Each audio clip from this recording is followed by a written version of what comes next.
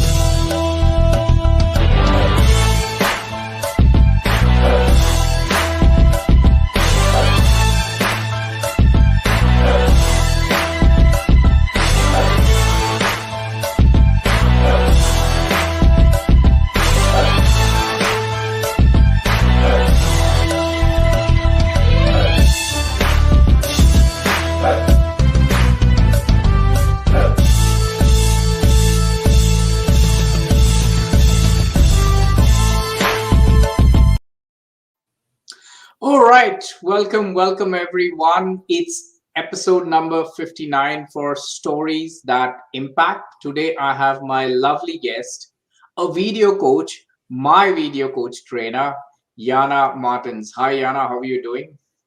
Good. Hello, everyone. Thank you for having me today. I saw quite a few familiar faces in your intro as well. Yeah, absolutely. I'm now gathering a lot of people from Australia and Melbourne. All right. So before I hand it over to Yana, the mic, let me share a few things about her. Now, couple of things. It's very interesting. So Yana used to help people overcome camera phobias.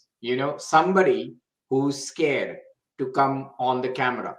Now, I approached Yana last year. I think before my show started, when I came to know about her, we got introduced on one of the shows and I came to know about her skills. And, I got certain video trainings done myself. And I'm a little better from where I started. Thank you very much, Yana, to that. And Yana actually moved her career altogether 180 degrees from being a video coach to actually now into IT recruitment. Now she actually helps people, her organization where she works, to find the right talent. So it's quite amazing. And all of this during, as the title says, changing jobs during COVID, right? Now it's quite interesting. Now let's hear first from her. And I'm going to ask, I've got a lot of questions here, but let me first ask Yana, share us, how did you got into video coaching first from the point? Let's go back like a few years or maybe many years. Look, that's, I have a long story and short story for that one.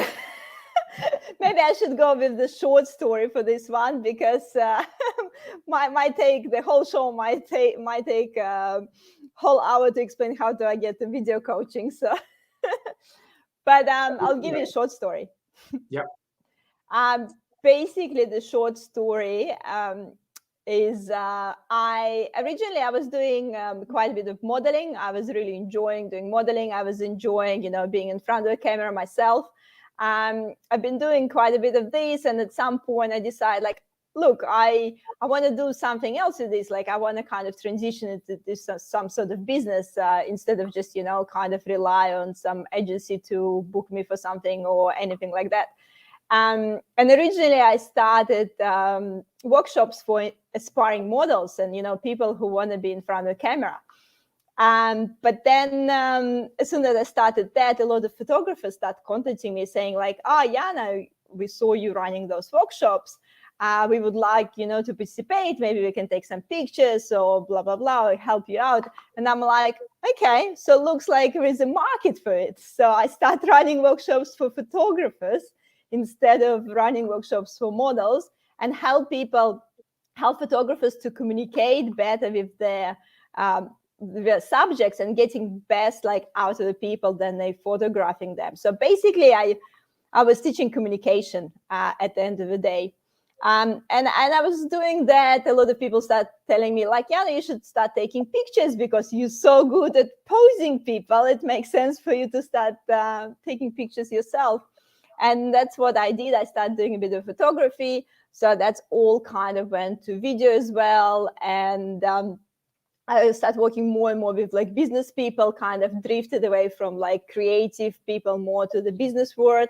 And that's kind of how the video coaching and like marketing strategy come in.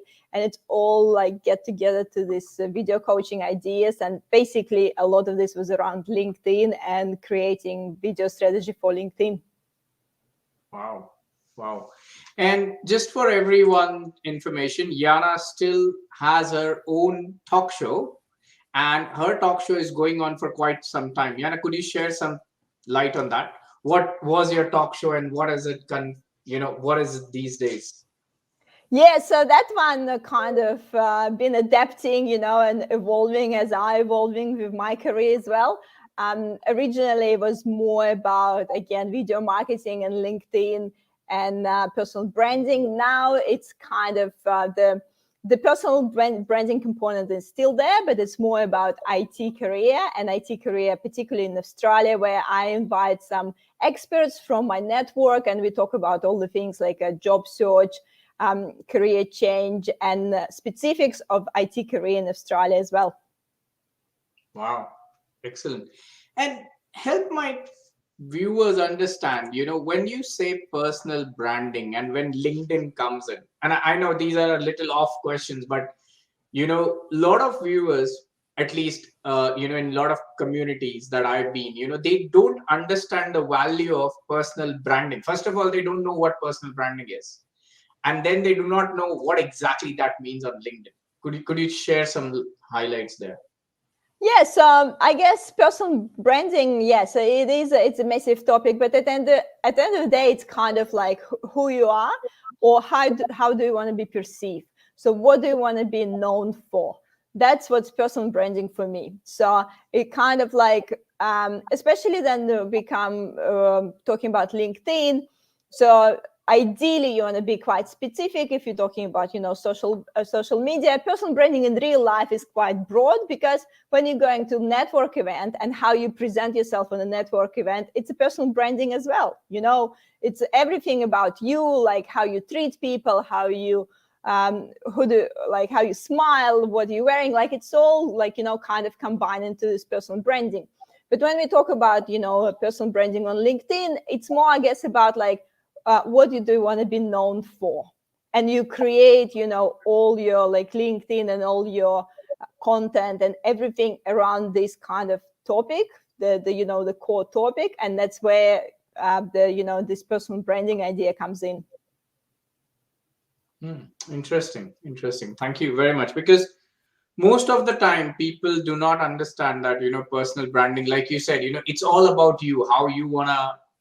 People hate the word when I tell them that how you want to sell yourself. Okay. But yeah, I think personal branding is a better word by saying that. But point taken, I think I understood it very clearly. Now, I think it's like, instead of sell yourself, it's about how you want to be perceived. Like, and that's, I think, the important bit, because we know so much about ourselves. We know who we are, but it doesn't mean that everyone else know about it. So unless you explain it to people, how are they going to know? So it's like, yeah, there is a selling component about it, but selling component is like, you just show people the size that you want to show for this particular purpose. But if you don't show people what you know, who you are, how are they going to go? Like, how are they going to know? They're just going to guess. And unless you point people in the right direction, no one kind of that's where the cognitive bias come in, where the people start assuming something about you instead of you actually telling, like, that's exactly what I do, that's exactly who I am. Wow, that was powerful. That's going to go into my video snippet, by the way, for sure. That was really, really powerful. Thanks for sharing that. I never thought in this angle, in a way. I might be doing it, but I never thought it in that sense. But thanks for sharing that. Now, tell me what happened during COVID times. I mean, what happened? Lockdown happened during COVID times. During COVID, like a lot of happened, but I guess we're talking obviously about the changing the job during this time. And I feel like last year particularly, I felt like my business side of things not going as well as I wanted to be. And the main I guess reason for that was that a lot of my clients were small business owners, and like like personal branding, sometimes it's just someone one man show, like someone who just trying to build some business and they just maybe have like only one employee and so on. So I guess a lot of those people last year decide to go a bit lower and save some money on video marketing and just wait for better times, I guess.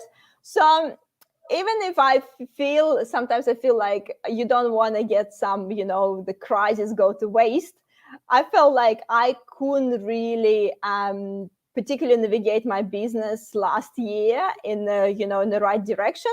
I felt like it definitely was too many ups and downs, and I feel like, okay, so that's probably time for the change.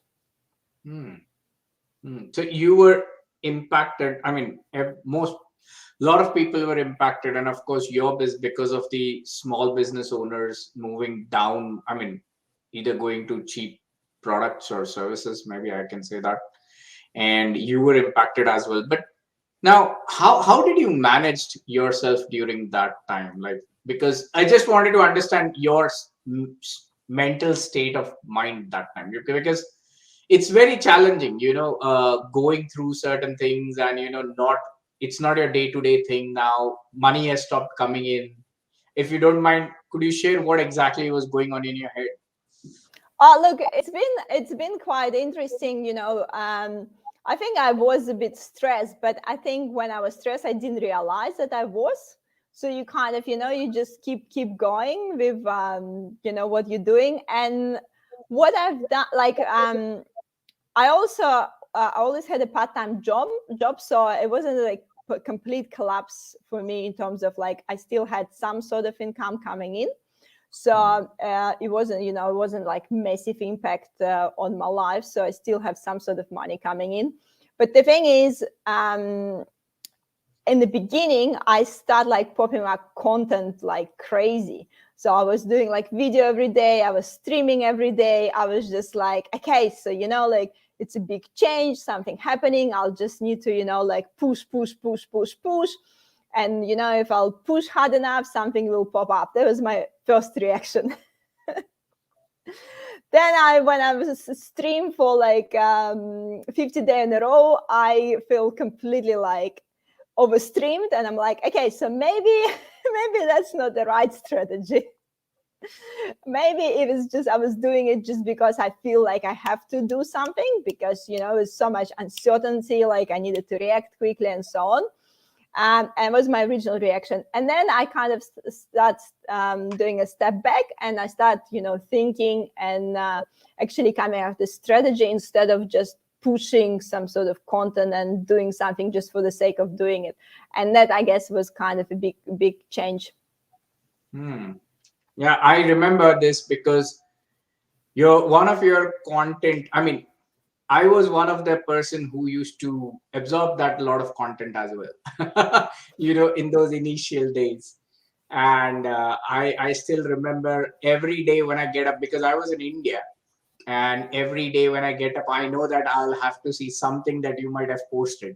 And I was curious to read, because it was not just the normal content in the sense of quotes and stuff. Just to let everyone know, Yana used to actually share tips, a lot of tips on how to be better at LinkedIn, how to put yourself across, and other information related. So it was quite well. Now, how did you decide it? When was the time you decided to actually thought that, what, I need to get a job now, it's enough? I was kind of thinking about, like, look, for me, probably to do the whole change probably took me the whole year. Yep, to do like to do the actual change. From like first thought about it to actual like getting the job, I would say it's probably took the whole year. But in the beginning, I wasn't really taking active actions. Yeah, I just was thinking about it. And that's, I guess, one, and it's probably one of my first tips for anyone who thinking about like changing a job or changing their career. And I think like, my first tip would be like actually making this decision. Because I think a lot of us been in those situations like, yeah, I might change a job, then the time is right. Or I might, I might just, keep looking around and will something pop out, that's, maybe it will be right mood for me or blah, blah, blah. And I think we all been on this situation when you're thinking about it, maybe you but you're not committed to it. You're not committed, you're just kind of looking around. But I think like the tip number one, then you want to actually make it happen. You actually need to make this decision. I'm I'm changing a job or I'm changing career, and commit to it. And that's kind of what I did later. So in the beginning, I was just kind of like, looking around, what's happening, some people were suggesting me some, part-time gigs and things and blah, blah, blah. So it was like a lot of things going on. But then I think the cut-off moment was then I decided to log out from LinkedIn for 2 weeks. I'm like, it was Christmas time. I'm like, I'm just going to do a full digital detox. I'm just stop doing things. I just do a full digital detox. And not only I'm going to not look at my LinkedIn and not look at my emails, the another thing was I was even forbid myself to think about job and business or anything like this. So you're going through complete informational starvation, okay? So you're not allowing yourself to consume any information for at least a week. So just to give this space and work like a magic. Because we all this, we so wired these days to look for information, and we think as more we read, as more ideas come up, as more active we are. But sometimes you need to do completely opposite and actually not allow yourself to consume anything, and just I'm gonna just not allow myself to read the book, not allow myself to read the news, no new information for a week. Christmas is a perfect time to do it because usually a lot of offices closed and so on. So, if you haven't done it, Christmas coming, it's in 2 months. It's a great opportunity to do this full informational digital detox. And then you kind of realize that something is not important, you log in back to LinkedIn, you log in back to your emails, you haven't replied for whatever, I haven't replied probably to anyone for 2 weeks. And I'm nothing happened. The war didn't come to the end. That's true. That's a nice realization. And but that's kind of create this space in your mind for the new ideas as well. Because if you keep putting these ideas nonstop in your mind, you're not creating the space, and they just all so close to each other. They're so crowded. It's so crowded that none of them can actually grow and spark some new action. So that's what I've done. And then I guess the next step was actually set the date. How we all talking about this smart goals, and I think it's quite important to set some sort of date, I'm gonna get this new job in 6 months or 3 months or whatever you feel, but don't be too harsh on yourself. Try to make it as realistic as possible. Don't tell yourself I'll get a job in 2 weeks, or you know what I mean. So you're just gonna stress yourself, and kind of not enjoy the process and so on. Give yourself a realistic timeline for this. For me, I think it was 1st of May. I think my timeline was. So I'm just kind of so by 1st of May, I'll have a new job. And then another really good tip is try to find yourself accountability partner. So, and I had a girlfriend at the time who was kind of wanted to change a job as well. And we're let's create a separate chat, and it will be our accountability chat. So we just gonna kind of tell we wasn't too strict. You can be next level. You can be really strict with your accountability partner and like kind of like, oh, I have to apply for that many jobs or whatever, like really create some sort of schedule for yourself. I actually have a really good live stream about it with Hyun, then people can have a look. She's like really like have a full structure on how to get the job. But you can be really like full on structured, or like in my case, we will like just every week we will like send each other a message like, what did you do this week to look for a job? Yeah, maybe you just talk with someone, maybe you updated your resume, maybe you know like look at some information or did some research. So as long as we kind of check with each other that we did something towards it every week. That's tip number 3, I guess. Yeah. And yeah, so that's kind of like, you know, this beginning. I think like it's quite important, like make this decision, set the date. If you can find accountability partner, find accountability partner.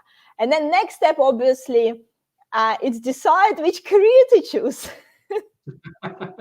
Okay, yeah. Which is can be really hard if you're actually going to change the career, like, you know, fully. Could be really difficult decision. In this case, I probably wouldn't try to find a new job like in, you know, 2 months. I would, you know, set myself a bit of a longer time. Like, yeah, in my case, it was probably like 4 months, I would say.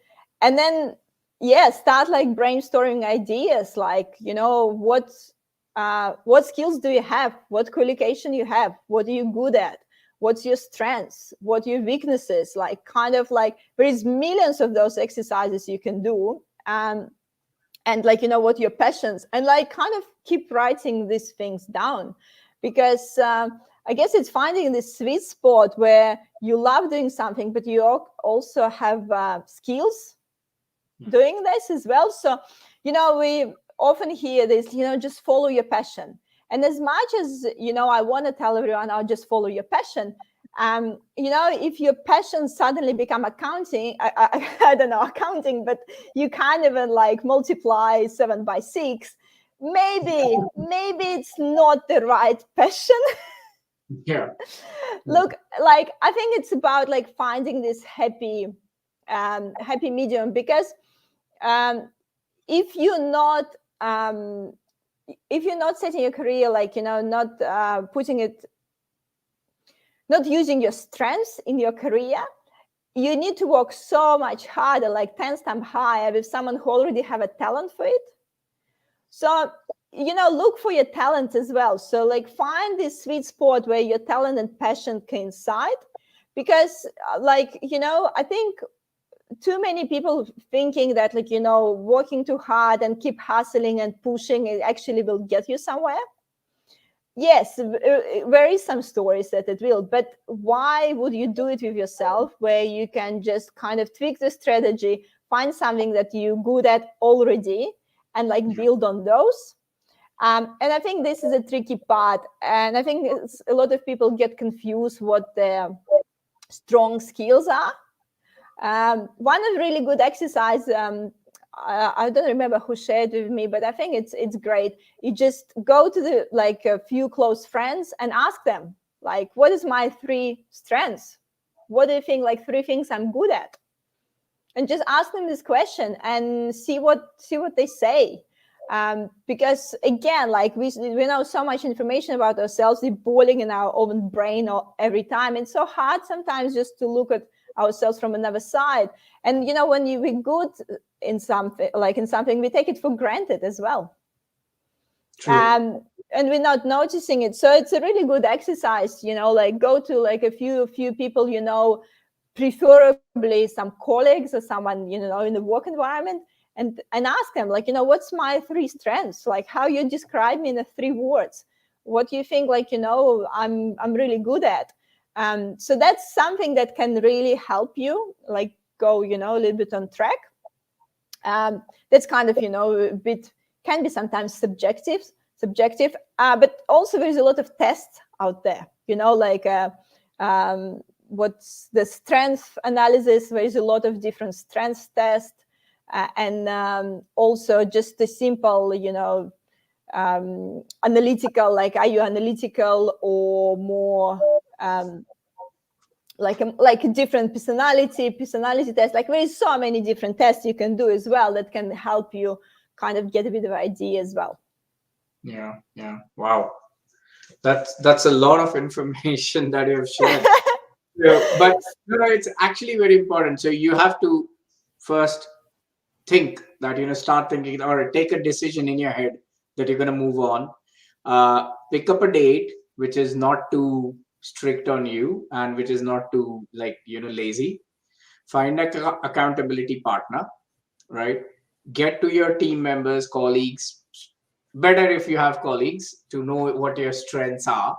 And of course, like you said, there are many ways you can do a lot of these what do you call strengths and weaknesses and all those things. Are there are a lot of tools and techniques, right? Now you decided to get into IT, correct? IT recruitment. Now I'm in IT, and I have before that. There are two comments. Okay, I need to share that. I'm so sorry. Yep. So Yeah, Vijay actually shared quite a while back now, saying that so profound that it's on your story that he heard. And Hemant says that's a great piece of advice. So this is on your advice that you're sharing.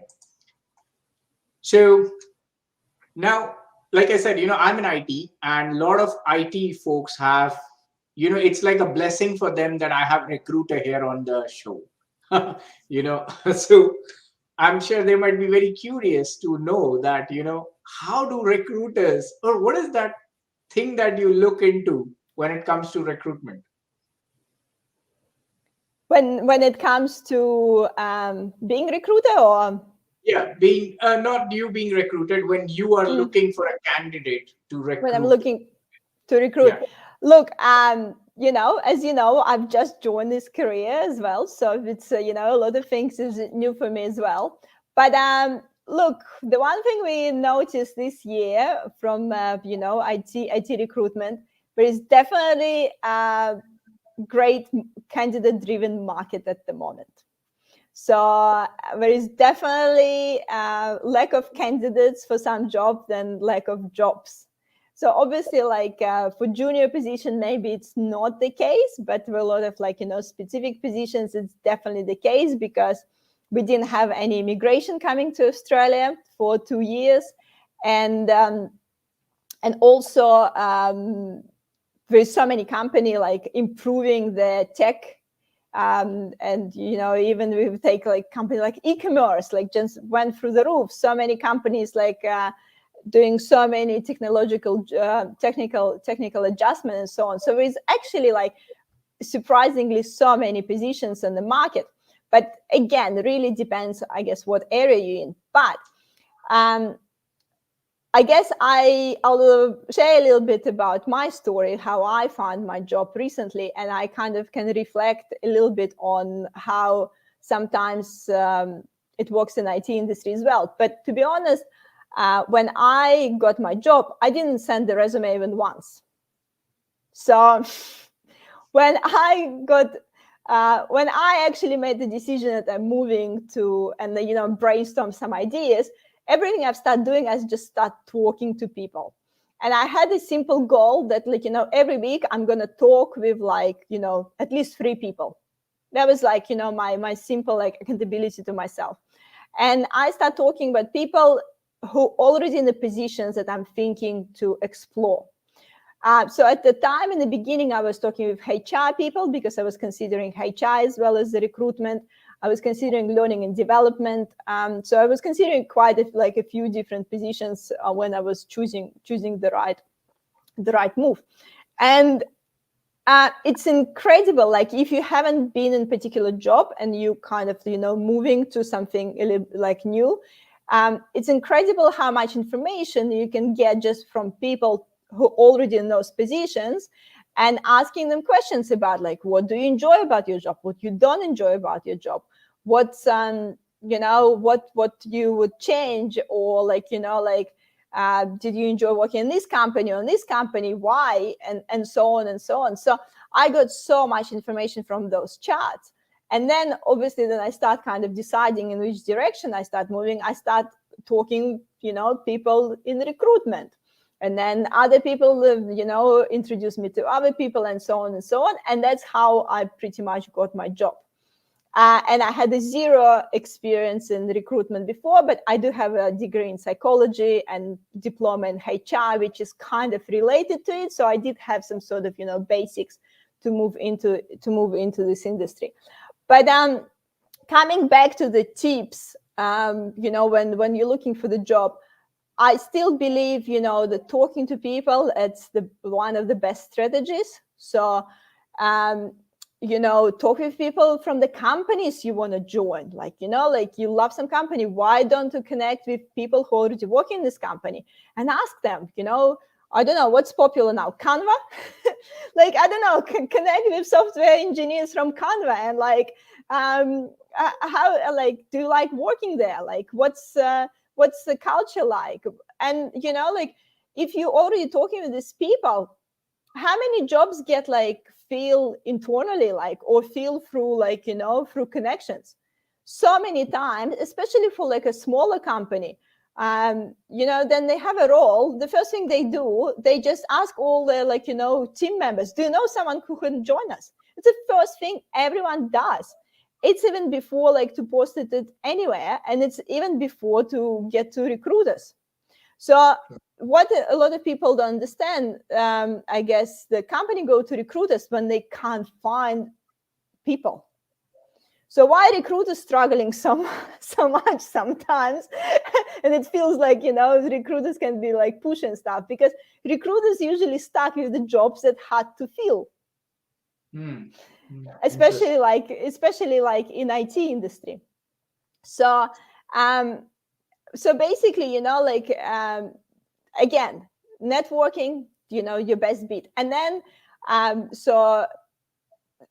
connect to recruiters as well, because recruiters have jobs that maybe not advertised anywhere. Because, for example, in our company where I work, we work exclusively with a few companies. And you probably wouldn't have heard about those companies unless you will talk with me. Because those companies, they just decide, okay, we don't have a strong HR department yet.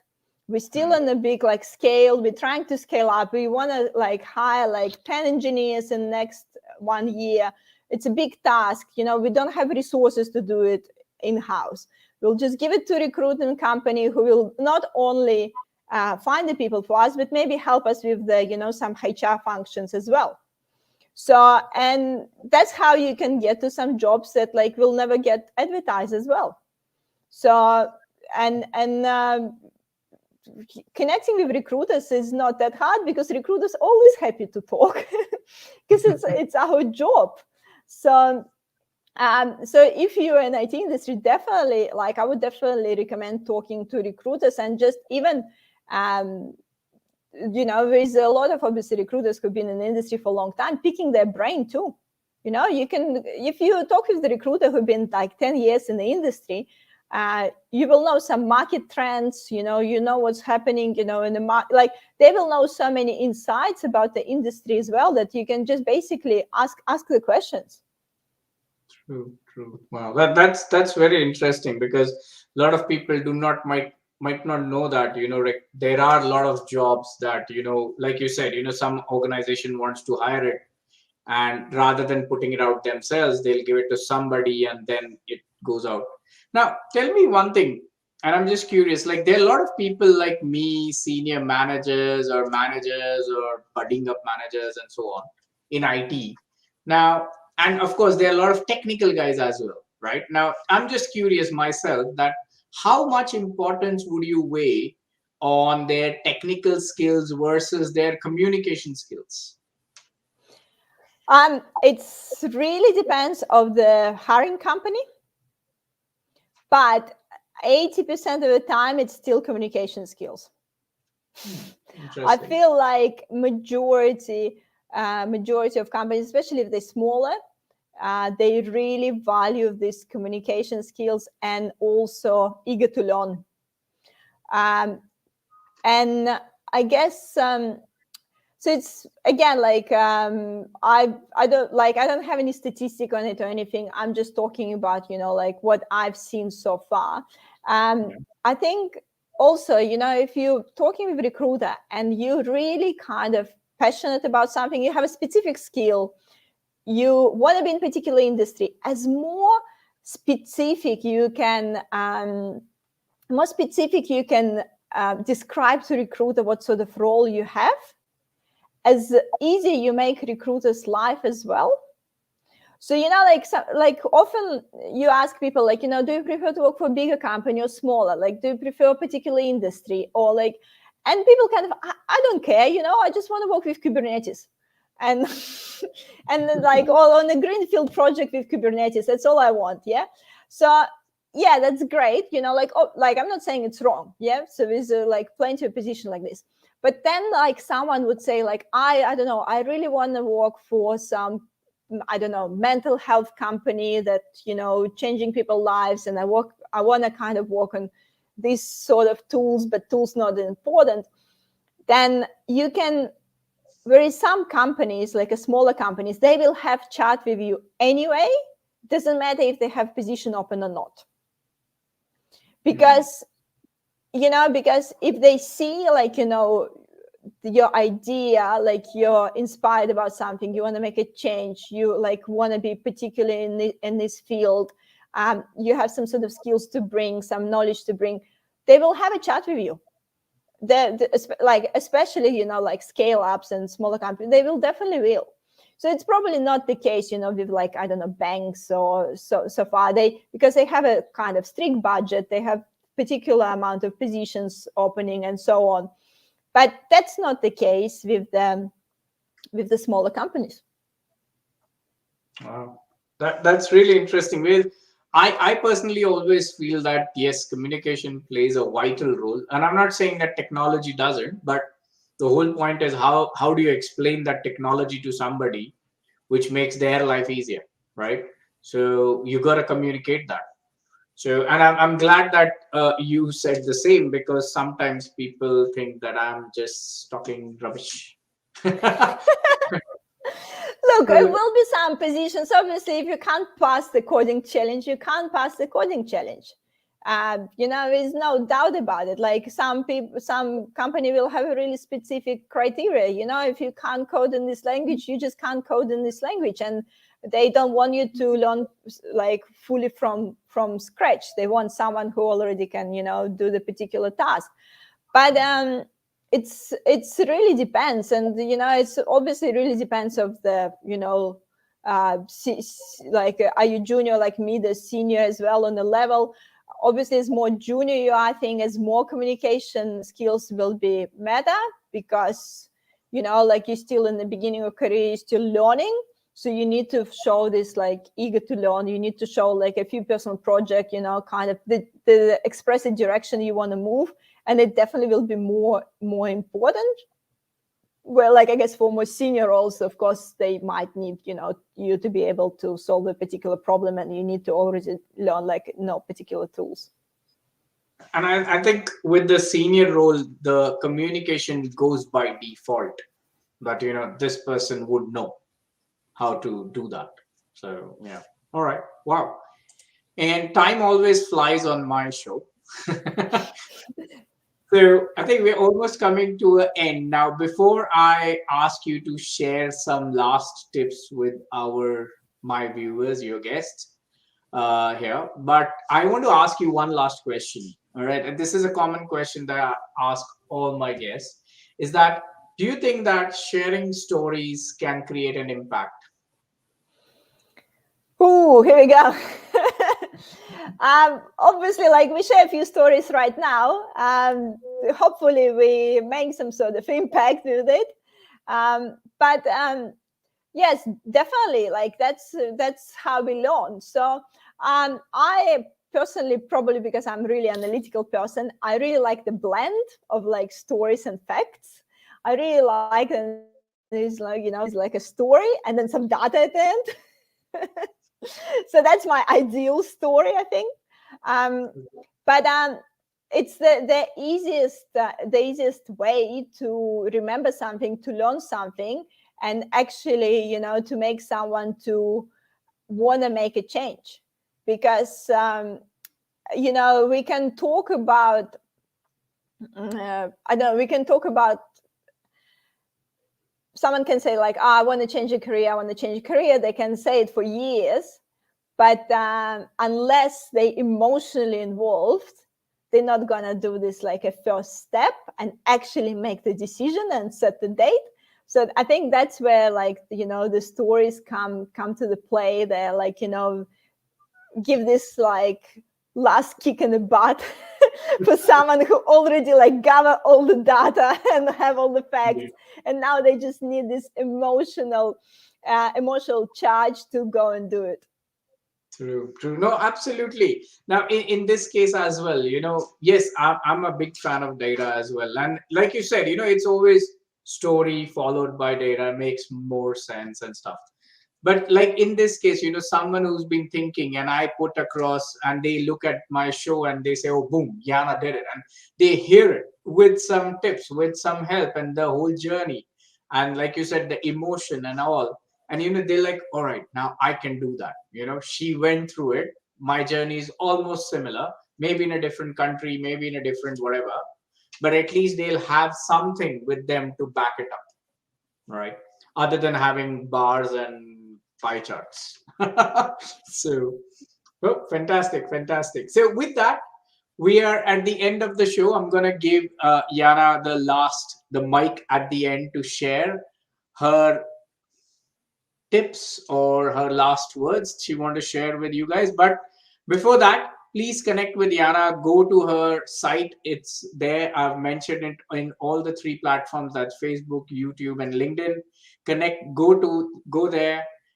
Watch it. Go on LinkedIn and Google her and find out all the information that you want to find out about her. There are lots and lots of videos that she has posted across, and it helps you in variety of range. Trust me, variety of range. Right from, she gets a lot of agile coaches, project managers. I was there as well, and so many IT professionals to share their life journeys. So you should not miss it. Go and follow her, and learn more. And if you want to come to my show and impact the way Yana did and all the other guests, just ping me. That's all you need to do. All right. So there's last comment here. Heyman says, thank you so much, Yana. Thank you, Hammond. Fantastic. All right. So now, Yana, over to you. Your last words for my lovely viewers. Oh, look, I guess there was one more thing that one more tip that I had in mind that I actually hadn't share. I think it was one really important thing to think about as well when you're like, changing job or changing career. I talk about all this, like brainstorming ideas and strengths and so on, and do the research and talk to people. But also, I think there is an important question to ask yourself: what you want to get out from this workplace. And I think sometimes we forget to ask yourself this question, like what actually I wanna achieve when I'm like in this job. Like, how do I want to feel? Like, what's like really important for me? Like, is the social aspect really important for me? Maybe like, a sense of belonging. Or is it all about the career? Or like, is it about making some social impact? Or I just want to make money because I want to, build buy the new house. Like, it could be different, like so many different rules, like different reasons. But I think when we're making any kind of life decision like this, I think it's always really important, like, go back to our core values and really like understand what's important for us. Because sometimes I think we just, doing this hamster wheel, like, oh, I need to get another job, I need to change career, I need to make more money, blah, blah, blah, and just like on a circle. But I think it's really important before making any like big decision like this, to actually go back to your core values, like, like what's important for me? How do I want to feel like in 10 years, where I want to be, and look at the big picture before.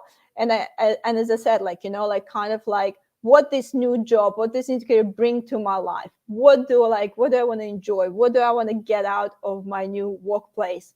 And yeah, like, don't forget to ask yourself this question, not just kind of like, what skills I will be applying, or what the company, what the assets I can bring to this company.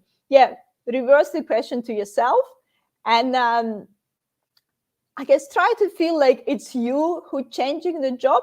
Never feel like you trying to, get the job. Try to feel the way that you the one who have like, all these choices, and you're the one who like making the choice that's right for you.